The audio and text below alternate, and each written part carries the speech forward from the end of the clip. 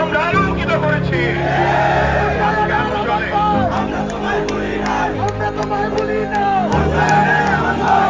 বিএনপির ভারপ্রাপ্ত চেয়ারম্যান বলেছেন, দিল্লি নয়, পিন্নি নয়, আর কোন দেশ নয়, সবার আগে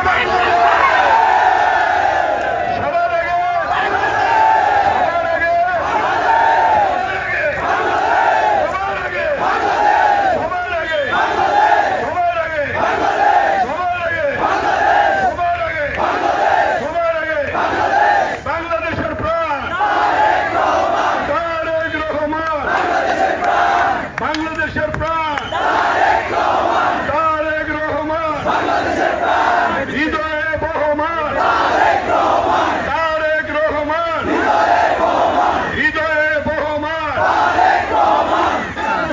শহীদ রাষ্ট্রপতি জিয়াউর রহমানের ৪৪তম শাহাদাত বার্ষিকী উপলক্ষে আজকে কেরানীগঞ্জের প্রাণ কেন্দ্র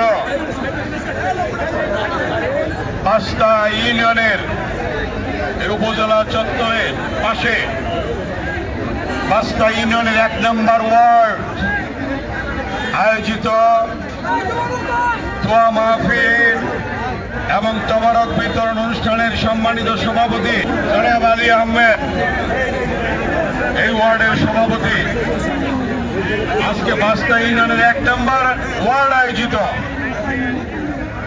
আজকে মহান স্বাধীনতা ঘোষক শহীদ রাষ্ট্রপতি জিয়াউর রহমানের ৪৪তম শাহাদাত বার্ষিকী উপলক্ষে পাঁচটা ইউনিয়নের ১ নম্বর ওয়ার্ড আয়োজিত আজকে দোয়া মাহফিল এবং তবারক বিতরণ অনুষ্ঠানের সম্মানিত সভাপতি জনাব আলী আহমেদ, উপস্থিত আমাদের কেরানীগঞ্জ থানার বিএনপির সভাপতি, সাধারণ সম্পাদক, সিনিয়র সহসভাপতি, যুগ্ম সম্পাদক সহ আর অন্যান্য নেতৃবৃন্দ, অঙ্গ সহযোগী সংগঠনের নেতৃবৃন্দ উপস্থিত। এই উপজেলা চত্বরের পাশে আমার শ্রদ্ধা বিভিন্ন দোকানদার বৃন্দ, আমার ভাইয়েরা এবং অনেক মা বোনেরা এখানে উপস্থিত আছেন। আসসালামু আলাইকুম। আপনারা গাড়িগুলি চলাচলের ব্যবস্থা করে দেন, একটা গাড়ি যেন বন্ধ না থাকে, রাস্তায় গাড়ি চলাচলের ব্যবস্থা করে দেন। আপনারা জানেন বাংলাদেশের ক্রান্তিকালে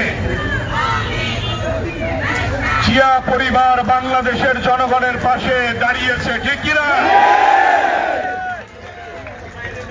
বাংলাদেশের বিভিন্ন ক্রান্তিকালে এই বাংলাদেশের জনগণের পাশে দাঁড়িয়েছে জিয়া পরিবার।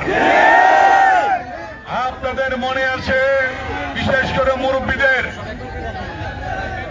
১৯৭১ সালের ২৫শে মার্চ যখন হানাদার বাহিনী আক্রমণ করলো রাতে, এর পরবর্তীতে মানুষ যখন দিক বিদিক সিদ্ধান্ত নিতে পারছে না, তখন ওই চট্টগ্রামের কালুরঘাট বেতার কেন্দ্র থেকে ভেসে আসলো, আমি মেজর জিয়া বলছি,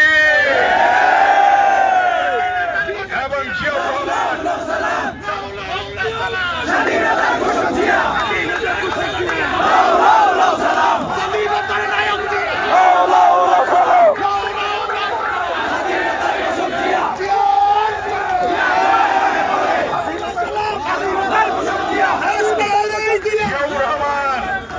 স্বাধীনতার ঘোষণা দেন এবং বাংলাদেশের সেনাবাহিনী এবং বাংলার আপামার জনতা, দামাল ছেলেরা, মায়েরা, বোনেরা মুক্তিযুদ্ধে ঝাঁপিয়ে পড়েছিল। সেদিন আমরা পেলাম স্বাধীনতা। সেদিন জিয়া পরিবার থেকেই জিয়াউর রহমান স্বাধীনতার ঘোষণা দিয়েছিলেন। এর পরবর্তী ইতিহাস আপনারা জানেন। পরবর্তী ইতিহাস, যখন স্বৈর শাসক হুসাইন মোহাম্মদের সর রাতের অন্ধকারে গণতান্ত্রিক সরকার বিএনপি সরকারকে সরিয়ে ক্ষমতা দখল করল, তখন কি দেখলাম আমরা? শহীদ রাষ্ট্রপতি জিয়াউর রহমানের সহধর্মিণী বিএনপির চেয়ারপারসন দেশনেত্রী বেগম খালেদা জিয়ার আপসীন নেতৃত্বে স্বৈরাচারী এরশাদের পতন হলো।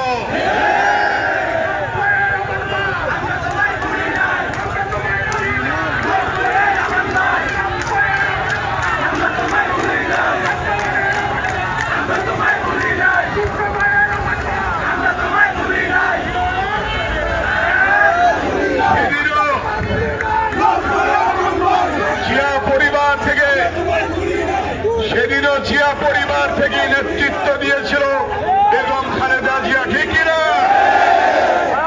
এর পরবর্তী ইতিহাস আপনারা জানেন। এর পরবর্তী ইতিহাস জানেন। বাংলাদেশ সুন্দরভাবে চলছিল, 111 আসলো এবং পরবর্তীতে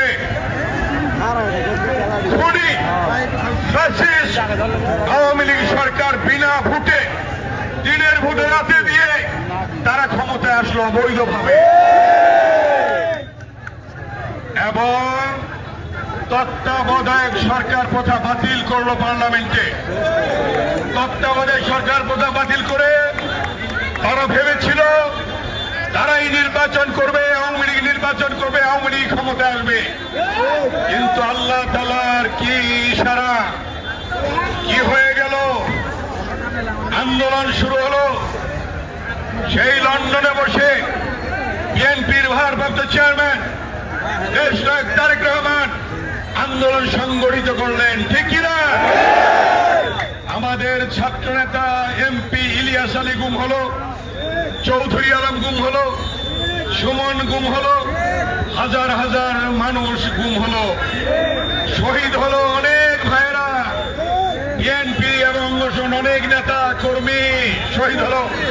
নারায়ণগঞ্জের প্রধান ভোলার নুরে আলম, মুন্সিগঞ্জের শাওন সহ অনেক ভাইরা শহীদ হলো। আন্দোলন তুঙ্গে উঠল, আমাদেরকে জেলখানায় নিয়ে যাওয়া হলো।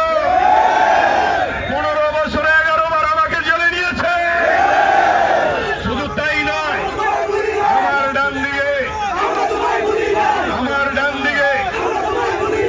আমার ডান দিকে বাঁ দিকে সামনে পুরুষ মহিলা সহ আপনাদের নামে মিথ্যে মামলা দিয়েছে, ঠিক কিনা?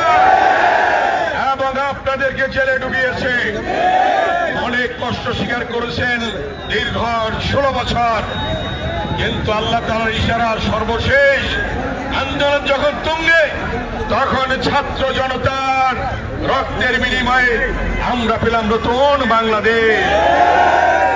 সেদিন ছাত্রদল নেতা, এই আন্দোলনের ছাত্রদল নেতা চট্টগ্রামের ওয়াসিম শহীদ হল, এই কেরানীগঞ্জের রিয়াজ শহীদ হল, সাইদ রংপুরের শহীদ হল, এমনি ভাবে অনেক ভাই শহীদ হল, হাজার হাজার মানুষ শহীদ হল।